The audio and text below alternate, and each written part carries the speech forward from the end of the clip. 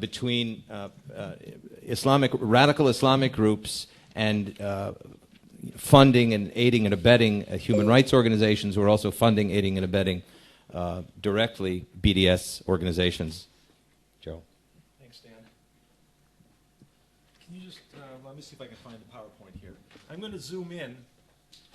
We've heard, and we will hear more excellent analyses. Okay. Are you going to help me out here? Where's the keyboard? Okay, escape. And where's my PowerPoint? No technology assistance. No, we're getting there. We're almost there. I don't see where it is here, so I'll let you figure it out. We're back up here, down there. Okay. I'm going to zoom in and give very concrete examples, and I will zoom in and give concrete examples of the kinds of phenomena that we've heard from our previous speakers, who in each case hit the nail on the head is probably too much of a cliche, but I think very exact, and show how this actually works. Specifically, in looking at the role of non-governmental organizations, NGOs, I'm assuming, I look at most of the faces here, familiar. Many of you were here last year, the year before. I'm not going to repeat myself. I'm not going to talk about Durban. That's for the first time, I think, in about 15 years. If Irwin's in the room, then I can't talk about Durban. Can't add anything to that. But I want to talk about how that's developed in the last 15 years through the Durban strategy. And one of the myths that's out there is that BDS began in 2004, 2005, Omar Barghouti, Palestinian call. BDS began at Durban at the NGO Forum, and the language is very specific. And what we've seen since then, 14 years, just about to the day, since the beginning of the application of the strategy that was used to defeat apartheid, the exploitation.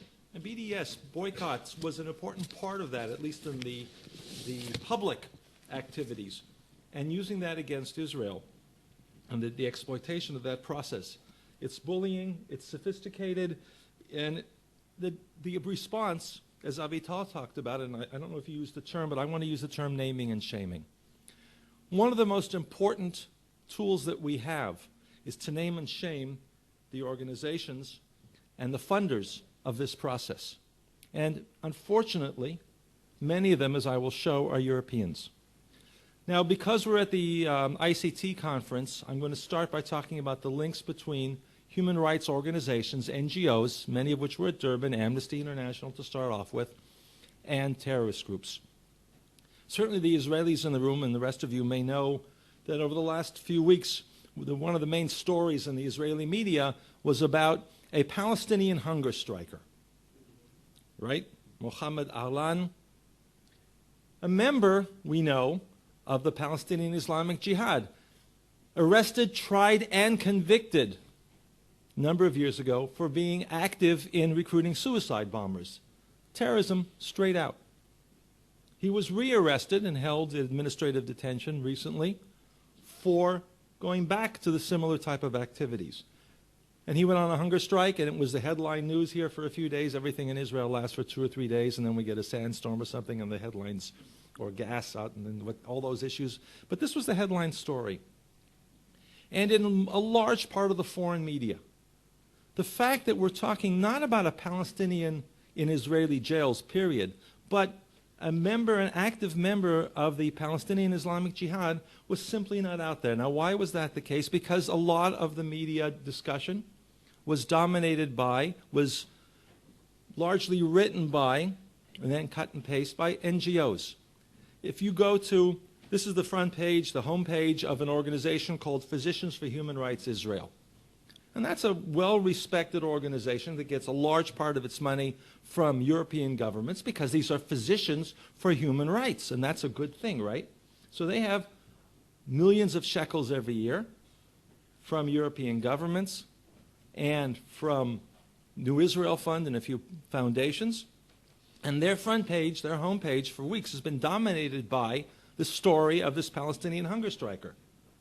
And the Israeli efforts, I would say, I know I'm being live streamed, so I'll be careful, clumsy efforts, I would say, by the Israeli government and the Knesset, force feeding and other issues and the division within the medical community. But that became the dominant story, and nowhere on this page or on Adalah's homepage or Al-Mazan's homepage, the three organizations that were leading this story, will you find any hint of the membership of and the active involvement of Mohammed Alan in terrorist attacks, not just in the organization, but in recruiting suicide bombers. And I think that if I say nothing else, if Dan now pulls me off because my time's up, that's the theme that I want to talk about. And I'll add to that also the anti-Semitism and the role in BDS. Let's see if I can do it this way. We're talking about an industry. And I say I'm zooming in because I'm showing how the issues that were talked about, and I'm sure that also the other speakers will talk about this later on in different ways. But we're talking about an industry, and that's something that, again, those of you in this room have heard me before speak about this, and some of you are very active, and Dan, you documented some of this in your report and others. I wrote down, we have a general number we use of 100 million euros a year just from European governments. It's probably more than that. Each one of these governments in Western Europe, plus the EU, funds on a regular basis these organizations that promote these agendas, the narrative of Israel and Israelis as committing war crimes, as Israelis as violating human rights and international humanitarian law. And so much of this material, they don't know what they're talking about. But journalists, diplomats, others, they're not experts, and they give them the recognition of having that expertise. And they give them the money to promote their human rights agenda. Some of you may know about, I talked about it briefly, the organization named Adalah, an Israeli Arab organization, that floods the courts, first the Israeli courts and more recently the International Criminal Court and others, with all sorts of demands for investigating Israeli war crimes. The fact that they're able to do that and get publicity for their activities is because they have so much money, and they get from almost every Western government. Some more specifics, and I will make it short, because there are far more than I can do in the, what do I get, half an hour? That's including okay. That's including so I'll just pick some, yeah, right, exactly. I'll just pick some highlights here. Again, just so that you get a sense of the extent of this problem and the irresponsibility, the failure of the funding organizations to do due diligence and know who they're funding. In meeting after meeting that I have with diplomats, with decision makers, with funders, Dr. Bollag is here, so he knows about the work that we've done in Switzerland on this. And I don't think that they're lying. I think they, in almost every meeting, they say, we didn't know this. Well, this is an opportunity, and each one of the activities that we do is an opportunity to say, okay, now that I know this, what are you going to do about it? And I'll already preempt my final line before you pull me off and say that we are seeing declines among some of the responsible governments as this information is brought to their attention. So it's not, naming and shaming does work. For instance, one of the most active organizations in bringing lawsuits around the world and in the International Criminal Court against Israelis, and also in BDS, is an organization called Al-Haq. I was recently in Geneva for a meeting of the Human Rights Council. At that meeting, that was when the Davis report was presented on last year's war, the Gaza war. Here's our responses represented, which I will leave up here so we can get in the cameras. There we go. Analyzing what was wrong with that report and all the other reports that came before it. But there was a side event that was held by Al-Haq and Medical Aid for Palestinians, and I think Al-Mazan, a room that was probably 3 times or 4 times the size of this, completely packed with diplomats, on Israeli war crimes. Who funded that? Again, the same governments that I talked about. Well, the head of Al-Haq is a gentleman named Shawan Jabarin. And according to the High Court of Justice in Israel, he's a senior activist in the PFLP. And as this is the language of the High Court, a Dr. Jekyll and Mr. Hyde. By day, a human rights activist. By night, active in the PFLP. I don't think, when I spoke to the European diplomats who were sitting in that discussion, the 4 or 5 that I spoke to had absolutely no claim to have no knowledge of this, and I think that's accurate. I think it's a matter of ignorance and a matter of lack of due diligence. Another example from Adamir, an organization that is dedicated to working on behalf of Palestinian prisoners. Again, the fact that they are terrorists is never mentioned in their activities. Okay? Again, a PFLP, direct PFLP connection. And this, look who's funding them. Look who's giving them the money. It's across Western Europe. Sweden, Switzerland, Denmark, and the Netherlands are among their major funders, working through a framework called the International Humanitarian Law Secretariat, based at Birzeit University. I think there's beginning to be, I know there's beginning to be in each of those four governments, both in the parliaments, somewhat in the media, a discussion about why are we doing this? Why are we providing, they have a $15 million budget for the next 2 or 3 years on these, not Adamir, but the other NGOs that they fund. The chairperson was banned from by Israel from traveling because of alleged membership in the PFLP. The vice chairman is reportedly a senior official in the PFLP. These are not rumors. These are not unsubstantiated journalistic reports. These are Israeli government findings and court findings. As I said, the International Humanitarian Law Secretariat, based in Birzeit, is a serious problem here. They fund 24 NGOs that are active in this area. Each one of these I could give at least an hour or two discussion of, and I urge you to go to the NGO Monitor website for more details.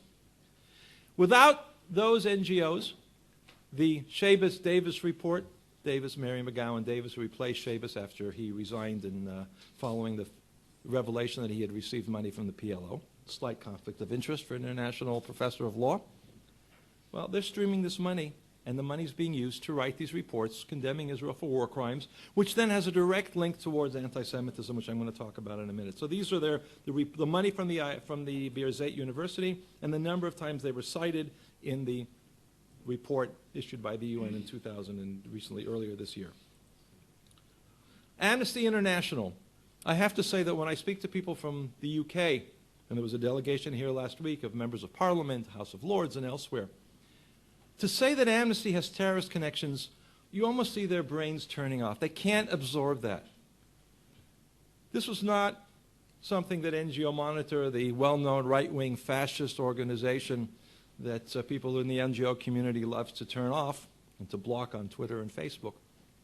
This is from the Times, the London Times, the UK Times, a series of 3 articles documenting Amnesty International's terror links. Amnesty directors' links to global network of Islamists.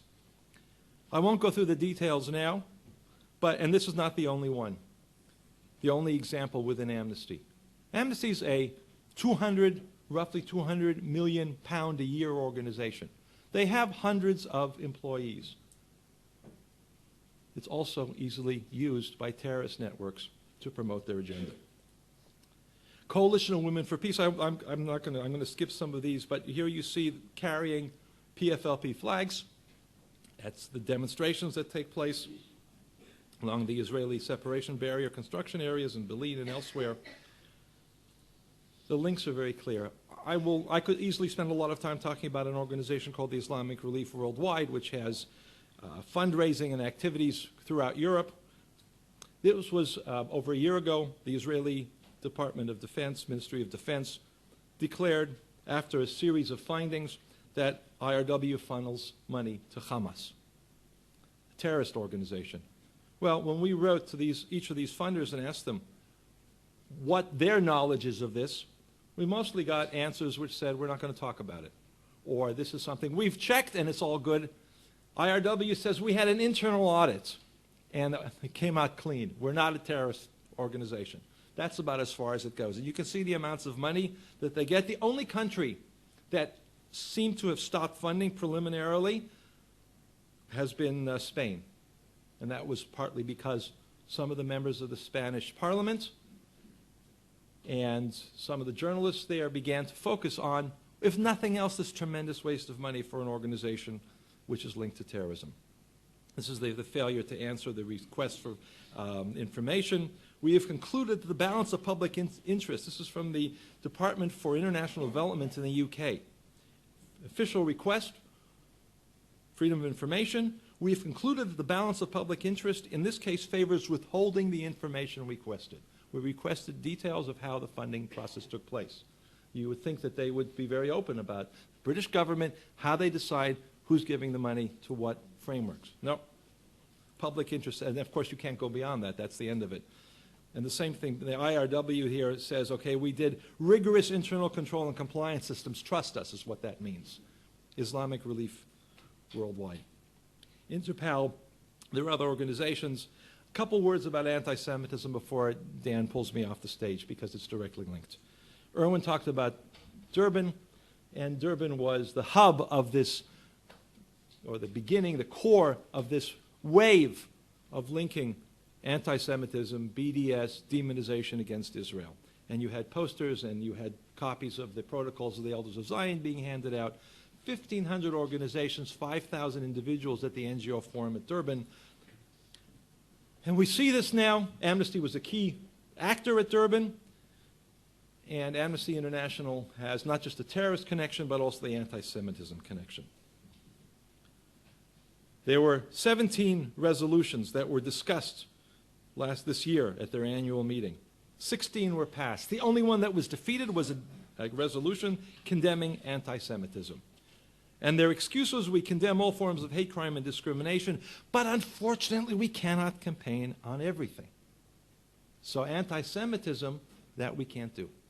And that was right in the middle of the period of the horrendous attacks in Paris, at Hyper Cacher, in Copenhagen, and elsewhere.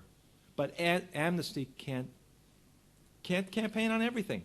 Then you have high-level members of Amnesty staff that on social media post what can only be defined as crude anti-Semitic, what they call jokes during periods of war and tension, or referring to Israel as the ISIS of the Jewish ISIS, and other examples like that, or retweeting Hamas statements about Israeli war crimes. Matisyahu, I think everybody in this room knows the case there. That is the expression of the BDS movement's core anti-Semitic agenda. To take an American singer who's Jewish and force him, the only one who was for whom it was demanded, not Israeli, American, and tell him that his participation in this music festival, reggae music festival, was contingent on him signing an anti-Israeli statement. Shows you the level and the focus of the BDS movement. And you're going to say that he, in fact, handled on the Matisyahu issue, actually the BDS movements lost. Yes, exactly. Because that's the naming and he shaming. has a Facebook page with over 1,200,000 likes. And then, after he performed, he uploaded his song. He sang Jerusalem. He sang Jerusalem. And then he added a comment, tonight was difficult and special, and so on and so forth. It had 364,000 views, which means, you know, they wanted something, they got something else, and in addition, there were a lot of activity around this. For example, 10 Matisyahu songs that make Israel boycotters livid. No, so it was a whole issue, and I actually wrote a piece which you'll see in the Friday some of the Israeli papers, review of the BDS anti-Semitism demonization activities over the last year. And that is the core of my ending, which says that there are reasons, and I was going to actually get to that, there are reasons for us to be optimistic, precisely because of that and other examples. So, yes, I agree. There are also still reasons to be pessimistic, and here's some visuals of that.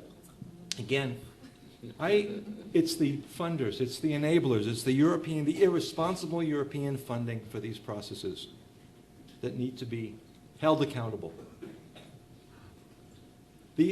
Really, I have to use the word, I can't think of a better term than obscene, anti-Semitic, and I won't show you the video now. The Zio media, Zio money. This was part of an email group, not even closed, that included and was posted by the head of an organization, the founder of an organization called Medical Aid for Palestinians.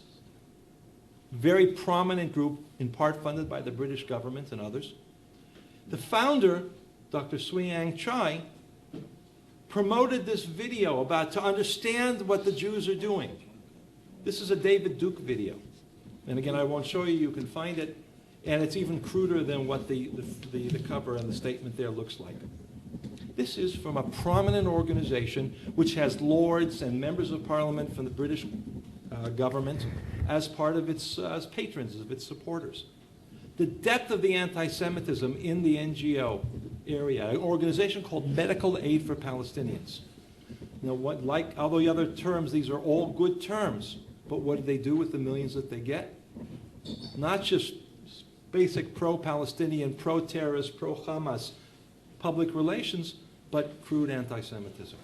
And the unwillingness of the people who are part of this organization, who give it money, to even listen and pay attention to this activity, I think is a deep part of the problem. Getting their willingness to admit that an organization which claims to do all these good things, humanitarian activities, has this as its background is I think, the first part of the naming and shaming process and the most difficult to get through. There are more examples. I'm going to skip them all. They're more depressing.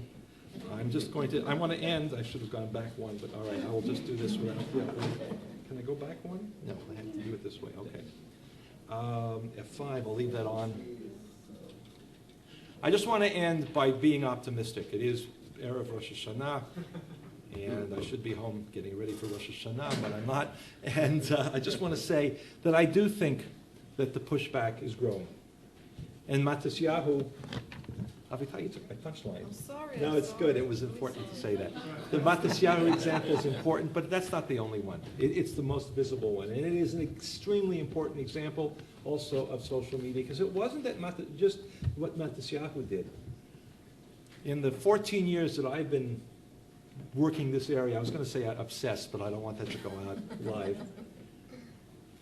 But I don't remember a single example where there was a combined effort together. Every organization that I know about worked its network.